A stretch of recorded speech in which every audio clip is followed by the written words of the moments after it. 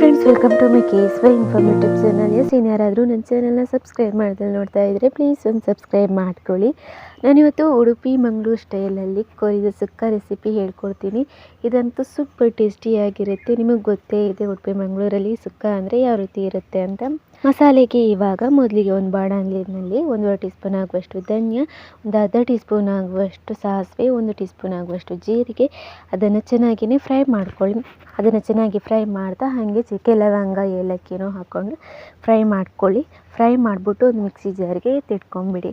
ಅದಾದಮೇಲೆ ಈಗ ಮತ್ತೆ ಅದೇ ಬಾಣಲೆಯಲ್ಲಿ 1 ಸ್ಪೂನ್ ಆಗುವಷ್ಟು ಗಸಗಸೆ ಹಾಕಿ ಚಿಟ್ಪಟ ಅನ್ನುವಾಗ ತೆಗೆದು ಮತ್ತೆ ಅದನ್ನು ನೀವು ಮಿಕ್ಸಿ ಜಾರಿಗೆ ಸೇರಿಸ್ಕೊಳ್ಳಿ. ಅದಾದಮೇಲೆ ಒಂದು ಅರ್ಧ ಟೀ ಸ್ಪೂನ್ ಆಗುವಷ್ಟು ಎಣ್ಣೆ ಹಾಕ್ಕೊಂಡು ಒಂದು 10 ಬ್ಯಾಡಗೆ ಮೆಣಸು ಹಾಗೆ ಒಂದು 6 ಎಸಳು ಬೆಳ್ಳುಳ್ಳಿನ ಹಾಕ್ಕೊಂಡು ಚೆನ್ನಾಗಿ ಫ್ರೈ ಮಾಡಿಬಿಟ್ಟು ಅದನ್ನು ಮಿಕ್ಸಿ ಜಾರಿಗೆ ಸೇರಿಸ್ಕೊಂಡು ಪುಡಿ ಮಾಡಿ ಎತ್ತಿಟ್ಕೊಂಬಿಡಿ. ಅದಾದಮೇಲೆ ಮತ್ತೆ ಒಂದು ಬಾಣಲೆಯಲ್ಲಿ 1-2 ಸ್ಪೂನ್ ಆಗುವಷ್ಟು ಎಣ್ಣೆ, 2 ಸ್ಪೂನ್ ಆಗುವಷ್ಟು ತುಪ್ಪನ ಹಾಕ್ಕೊಂಡು ಅದಕ್ಕೆ ಸಾಸಿವೆ ಹಾಗೆ ಈರುಳ್ಳಿ 1 ಗಡ್ಡೆನ ಹಾಕ್ಕೊಂಡು ಚೆನ್ನಾಗಿ ಫ್ರೈ ಮಾಡ್ಕೊಳ್ಳಿ.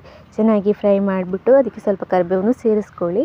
ಅದಾದಮೇಲೆ ಇವಾಗ ಒಂದು ಟೊಮೆಟೊನ ಹಾಕ್ಕೊಂಡು ಅದನ್ನು ಫ್ರೈ ಮಾಡಿಬಿಟ್ಟು ಇವಾಗ ಚಿಕನ್ನ ಸೇರಿಸ್ಕೊಳ್ಳಿ.